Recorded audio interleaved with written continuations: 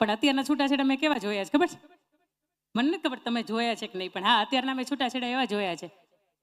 ઓખણા પોખણા કરીને આપણે લાવીએ, 6-8 મહિનાની અંદર હાલે, વર 1.5 વર હાલે, સંતાન થયું ન થયું, હવે નથી ભળતું આની યારે, હવે આ નથી ગમતો,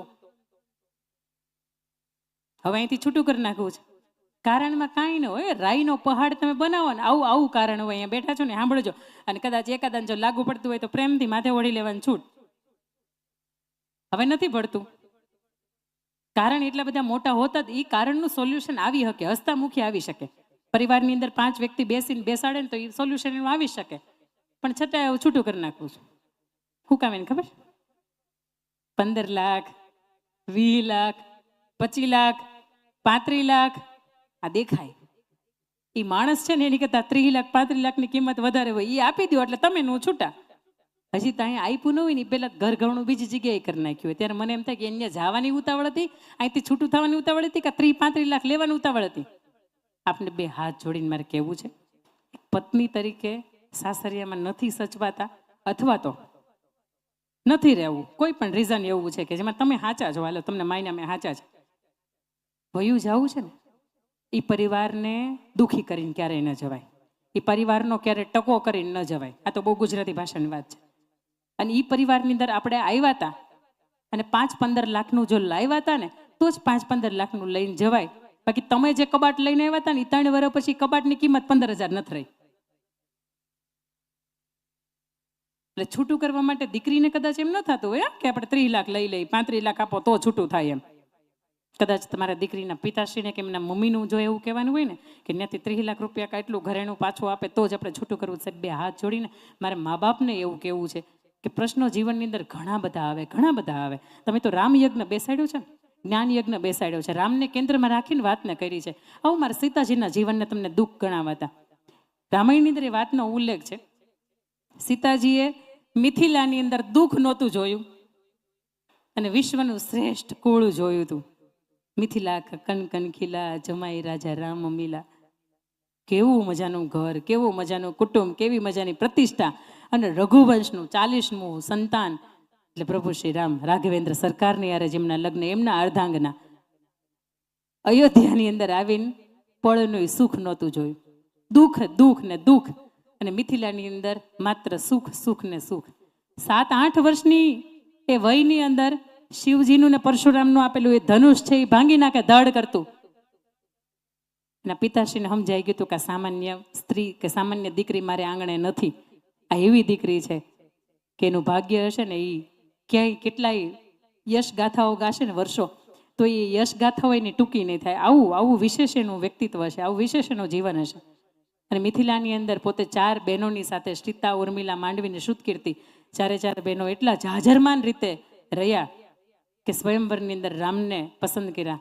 અને રામને જોઈને જનક રાજાએ બીજી 3 દીકરીઓને આપી કે આવું હારું કુટુંબ હોય ને, આવું હારું કુળ હોય તો આપણે આપણી દીકરીઓને ઠેકાણા બીજા દેવાય જ નહીં ને. 4 ભાઈ હોય તો આપણે 4 દીકરીઓને દો. આપ્યા પછી થોડા જ સમયની અંદર માતા કૌશલ્યાને એવું, માતા કૈકેયીને એવું થયું કે મારા ભરત માટે ગાદી માંગો અને રામની માટે વનવાસ માંગો. દશરથ રાજાએ ત્યાં સુધી કીધું હતું કે તમે મને કહો ને તો હું તમને બીજું અયોધ્યા કુળ નગરીનું સર્જન કરી દઉં, ભરત માટે એ રાજ્ય આપું, પણ મારા રામની સાથે તમે આવું ન કરો. અને ત્યારે માતા કૈકેયીએ કીધું હતું કે તમારે કરવું હોય ને તો આ 2 કરો, બાકી આના સિવાય મારે બીજું કોઈ વચન નથી જોતું. દશરથ રાજા છે એ બંધાયા વચનથી અને એને વચન આપ્યું. રામને વનવાસ મળ્યો. ત્યારે વનવાસ તો એકને જ મળ્યો હતો ને, છતાંય સીતાજી વલકલ પહેરીને તૈયાર થયા. અને સીતાજીએ રામને કીધું પ્રભુ ઉભા રહ્યો, મારે આપની સાથે આવવું છે. દેવી સમજો, ત્યાં ન અવાય, થોડા દિવસનો પ્રવાસ નથી, સુરત જઈને પાછું નથી આવવું, 14 વર્ષનો વનવાસ છે. ત્યાં તમારા કેશ ગૂંથી દે, તમારા પાણી ભરી દે, આવું કોઈ ન હોય. તમે સમજો ત્યાં ન અવાય. તમે જીવન એવું જીવા જ નથી. તમે મિથિલાની અંદર જે રાજ કર્યું છે ને, એ રાજના 1% હું 1/2% ત્યાં સુખ નથી. હું હમણાં જઈશ ને પાછો વહી આવીશ, મારી સાથે લક્ષ્મણ આવે છે, બરાબર છે, તમારે નથી આવું. પ્રભુ તમે તો સાથે છો ને, હું સાથે છું. પ્રભુ ગમે એવા જીવનના દુઃખ આવશે હું ભોગવી લઈશ, પણ તમારો સાથ છે ને. સાહેબ એટલા માટે સીતાજી 14 વર્ષના વનવાસની અંદર ગયા હતા કે એના માતા સુનૈના હતા ને, એ જ્યારે વળીને સાસરેથી જતા હતા ને ત્યારે સુનૈના માતાએ માથા ઉપર હાથ રાખીને એવું કીધું હતું, પતિના સુખે સુખી થવાય અને પતિના દુઃખે દુઃખી થવાય. ઈ સુખમાં હોય ને તો મોજ ફકીરી કરાય, અને ઈ દુઃખમાં હોય ને તો પેટમાંથી પાણી અંદરથી ઉતરવું તમને ન જોઈએ, કારણ કે ઈ દુઃખમાં છે. અને ઈ છે ને તો તમે છો, ઈ છે ને તો તમારા જીવનના સાતે સાત રંગ છે, અને ઈ છે ને તો તમારા ચહેરા ઉપરની રોનક છે. સાહેબ, જેના જીવનમાંથી ચૂડી, ચાંદલો અને સેથાનો રંગ ઉડી ગયો હોય એનો ચહેરો એક વખત જોજો, તમને દેખાશે. જીવનમાં કાંઈ નથી ખૂટતું, છતાં એના ઈ નથી ને એટલે કાંઈ નથી. ઈ છે તો બધુંય છે. ભગવાનની સાથે ગયા, અશોક વાટિકાની અંદર ગયા, રાવણ લઈ ગયો એને. હમણાં આપણે એક સરસ મજાની અડધી આવડી અડધી ન આવડી એવી રામાયણ આપણે કરી. અને ત્યાં લઈ ગયા પછી રાવણે ખૂબ પ્રયત્ન કર્યા. તમે સમજજો, આ બહુ સમજવા જેવી વાત છે કે સાહેબ, જે સોનાના હરણની અંદર એ સ્ત્રી મોહાઈ ગઈ હતી, એ સોનાની લંકા જોઈને મોહાઈ ન જાય? તો લંકા આખે આખી હોનાની હતી, છતાંય હૃદયની અંદર રામ વસતા હતા કે રામ સિવાય હું કોઈની નથી થઈ, અને રામ સિવાય હું કોઈની થાવે નહીં, રામ સિવાય મને કોઈનો વિચાર ન આવે. રાવણે ખૂબ પ્રલોભન આપ્યા. રાવણે તો ત્યાં સુધી કે રામનું માથું કાપીને હામું આપ્યું ને તોય કહી દીધું કે મારા રામનું માથું નથી, મારું હૃદય બોલે છે, હૃદયની અંદરની ધડકન બોલે છે કે મારા રામ હજી જીવિત છે ને મને લેવા માટે આવશે. કેવડો મોટો યોજન દૂર સમુદ્ર, ક્યાં રામ હતા, ક્યાં ઓળખાણ નહોતી, કોઈને ખબર નહોતી કે સીતાજીને કોણ લઈ ગયું છે, ક્યાં વાનર સેના મળી. અને રામ ને લક્ષ્મણ તો બે જ પુરુષો હતા ને, બાકી તો આખી આખી વાનર સેના હતી, કોઈ શક્યતા નહોતી. છતાંય તે પ્રભુ શ્રી રામ છે, રાવણની સાથે યુદ્ધ કરે, વિભીષણને રાજ સોંપે, સીતાજીને લાવે, અગ્નિ પરીક્ષામાંથી પસાર થાય, અયોધ્યાપુરીની અંદર આવે, બધા એનું સ્વાગત કરે. અને થોડા જ સમયની અંદર ખૂબ મજાની વાત સંભળાય કે સીતાજી છે ને માતા એ ગર્ભવતી છે, એના ગર્ભની અંદર બે બાળકનો ઉછેર થઈ રહ્યો છે. અને એટલો બધો અયોધ્યાની માટે હર્ષનો અને આનંદનો એ ઉત્સવ હતો, તમે વાત જવા દો. પણ મેં તમને કહ્યું ને કે આપણો ઉત્સાહ હોય, આપણી ખુશી હોય ને એની અંદર તરત જ કોઈક વ્યક્તિને એમ થાય કે આમાં આપણે આપણા તરફથી યોગદાન હું આપી શકીએ. ને ધોબીએ યોગદાન આપ્યું કે આ જગ્યાએ મારી પત્ની હોત ને હું ન સ્વીકારત. કોઈ બીજાના રાજ્યની અંદર રાજાની હાથે રહીને આવી હોય એક વરસ સુધી, મારી પત્નીને હું ન સ્વીકારું. રામ આદર્શ રાજાએ હતા, પતિ હતા ને આદર્શ, તો એની સાથે રાજાએ હતા. એને નિર્ણય લીધો કે લક્ષ્મણ જાઓ, તમારા ભાભી છે ને એને વનની અંદર મૂકી આવો. ભાઈ આવો નિર્ણય ન લ્યો, હું પ્રજાના હિતની અંદર નિર્ણય લઉં છું. લક્ષ્મણ જાઓ, તમને આદેશ આપવામાં આવે છે. લક્ષ્મણ એને રથની અંદર બેસાડીને જાય છે. એવું કહેવાય છે કે હજી તો વન આવ્યું નહોતું ને, 14 વર્ષની અંદર તે વનની અંદર ગયા હતા, હજી તો 10 ડગલા હજી ગાડું એનું ચાલ્યું નહોતું, રથ ચાલ્યો નહોતો ને, એ પહેલા સીતાજી એવું કીધું, હે પ્રભુ, આ વન કેદી આવશે? વનથી જે સ્ત્રીને આટલી બધી બીક લાગી હતી, 14 વર્ષ એને તમારી સેવાની અંદર કાઢ્યા હતા, 14 વર્ષ એને તપશ્ચર્યા કરી હતી, બ્રહ્મચર્યનું પાલન કર્યું હતું, અને હવે એના આનંદના દિવસો છે ને, સમાજ તો જે વાતો કરવી હોય એ કરે. રામે કદાચ એના જીવનની અંદર ભલે પૂર્ણ પુરુષોત્તમ કહેવાય, પણ આ એક ભૂલ કરી હતી કે જે સમયે એના પત્નીના સાથની જરૂર હતી, આ સમયે એના પત્નીના સાથ એનો નહોતો મળ્યો. મૂકી આવ્યા એને વનની અંદર એક ઋષિના આશ્રમની અંદર રહ્યા, બે સંતાનોને લવને કુશને જન્મ આપ્યો. સાહેબ, પંચમાસી આવી હતી ને 5 મહિનાનો પ્રસંગ આવ્યો તો તમને મને સોશિયલ મીડિયા એવું કહે છે કે પહેલી ગર્ભાવસ્થાની અંદર પંચમાસીને આપણે આવી હારી ઉજવણી નથી કરી, હવે બીજું સંતાન થવાની તૈયારીમાં છે, તો કરો ને, આવી તૈયારી કરો. મારા ભાભીને નણંદબાને કેટલો ઉત્સાહ હોય, એમને ઉત્સાહ નહીં હોય? હારા ખાલી સરપંચ હોય ને તો એટલો બધો ઉત્સાહ હોય કે આપણે પંચમાસીને આપણા શ્રીમતના પ્રસંગ, આપણા લાડવાના પ્રસંગ કેવા જોરદાર ઉજવાશે. આ સ્ત્રીને પંચમાસીમાં કોઈ પંચમાસી બાંધી નહોતી, કોઈ દોરો ધાગો બાંધ્યો નહોતો, 7 મહિને શ્રીમંતો નયનનો સંસ્કાર કોઈ કર્યો નહોતો. અને સાહેબ, બાળક જન્મા ને કેવા રૂપરૂપના અંબાર જેવા તેજ જોવો તમે, દિવ્ય અંશ પ્રભુ શ્રી રામના જન્મ થયો હતો. એને કોઈ લાડવા લઈને આવે ને આવી પરિસ્થિતિ નહોતી. છતાંય સીતાની કહાની તમે તો અત્યારે પુરુષોત્તમ માસ છે તે કંઈક સાંભળતા હશો, કંઈક વાંચતા હશો.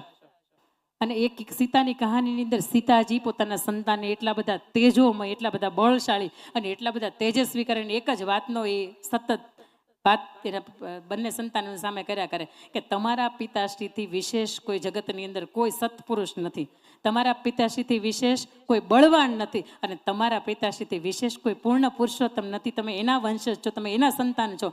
અને એને તલવારબાજી શીખવે, ઘોડે સવારી શીખવે. અને 8 વર્ષના એ સંતાનો થાય, રામના દરબારની અંદર આવે. અને રામના દરબારની અંદર આવ્યા પછી હમ કથા સુનાતે રામ સકલ ગુણ ધામ કીએ, રામાયણ હે પુણ્ય કથા શ્રી રામ કી, આખી રામાયણ સંભળાવે. અને પ્રભુ શ્રી રામ એ ભર સભાની અંદર બેઠા હોય ને ઊભા થઈ જાય. તમે કોના સંતાનો છો? તમારા મા બાપને વંદન છે. તમારા માતા પિતા તમારી સાથે આવ્યા છે અને પછી એ સંતાનો બે લવ અને કુશ એમ કહે છે કે અમે રાઘવેન્દ્ર સરકાર એટલે પ્રભુ શ્રી રામના સંતાનો, તમે અમારા પિતા છો અને માતા સીતા અમારી માતા છે. અને ત્યારે અંદરથી અફસોસ તો પ્રભુ શ્રી રામને થાય છે કે બહુ મોટી ભૂલ કરી નાખી. જે સમયે મારે પત્નીને સાથ આપવાની જરૂર હતી, જે સમયે મારા સંતાનોની મારી જરૂર હતી, એ સમય કદાચ ચૂકી ગયો છું હું. તમારા માતૃષિ સાથે આવ્યા છે? હા આવ્યા છે. ક્યાં છે? બોલાવો એમ. જે ઋષિના આશ્રમની અંદર રહેતા એ ઋષિ અને સીતાજી બંને ભર મંડપની અંદર, ભર સભાની અંદર પ્રવેશ કરે છે અને બે હાથ જોડીને સૌની સીતાજી માફી માગે છે. સીતાજી રામની સાથે એક શબ્દ બોલતા નથી અને અંદરથી એમ થાય કે આખી જિંદગી પોતાના ચરિત્રને સાબિત કરવામાં આખી કાઢી નાખી. એક સ્ત્રીમાં જો આખી જિંદગી કોઈ અઘરામાં અઘરો પડાવ આવતો હોય ને તો પોતે ચરિત્રથી ચોખ્ખી કેટલી છે ને આનો જવાબ દેવા માટે એના માટે બહુ અઘરું લાગતું હોય. એટલા માટે સાહેબ કે જે ચરિત્રનું તેજ હોય ને ચહેરા ઉપર દેખાતું જ હોય, એ ચહેરા ઉપર ભભૂકતું જ હોય, અને છતાંય જ્યારે ચહેરામાં સવાલ ઉઠાવે ને ગામ અથવા તો સમાજ, તે દિવસે એના જવાબ જે દિવસે દેવો પડે ને ત્યારે સ્ત્રી માટે બહુ અઘરું પડતું હોય. એના માટે લોખંડના ચણા તમે ચાવો ને આવી પરિસ્થિતિ થતી હોય અને તે દિવસે સ્ત્રી હારે, એ થાકે અને બધાને હાથ જોડીને એવું કે મારા સંતાનોનું ધ્યાન રાખજો, રામનું ધ્યાન રાખજો, તમે તમારું ધ્યાન રાખજો. ભૈયા લક્ષ્મણ, તમે ભાઈ કરતાં વિશેષ પ્રેમ આપ્યો છે. ત્રણેય માતાને પગે લાગે કે તમે મારી માં કરતાં વિદેશ મને પ્રેમ આપ્યો છે, સ્નેહ આપ્યો છે. પણ અત્યારે મારે આપને બધાને એવું કહેવું છે કે જો મેં રામ સિવાય કોઈ પણની સામું જોયું હોય, મેં રામ સિવાય કોઈને પતિ સ્વરૂપે સ્વીકાર કર્યા હોય, કે રામ સિવાય મેં મારા મનની અંદર કલ્પનામાં પણ કે સપનામાં પણ કોઈની સ્મૃતિ કે છબીને યાદ કરી હોય ને, તો આ ધરતી જગ્યા નહીં કરે, બાકી આ ધરતી જગ્યા કરી દે. અને એ જ સેકન્ડની અંદર તમે એનું સાક્ષી છે. આપણે રામાયણમાંથી પસાર થયા છીએ. ધરતી માતા છે, પોતાની પુત્રીને સમાવવા માટે એ જગ્યા કરી દે. ધરતી માતાનો રથનો બહાર લઈને આવે અને અંદર જેવા સીતાજી બેસવાના હોય, પ્રભુ શ્રી રામને છેલ્લા શબ્દો એવું કહે છે, તમે એવા ભરતા ન જ વિપ્રયોગ.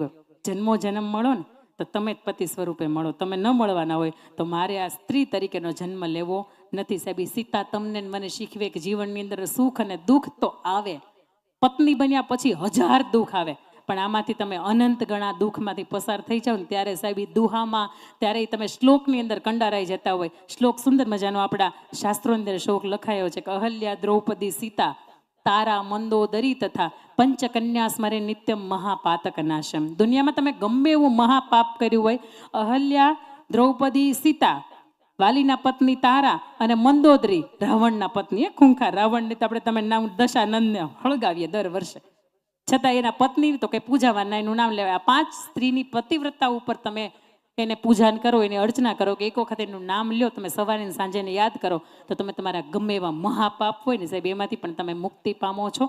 આને પત્ની કહેવાય, આને સ્ત્રી કહેવાય.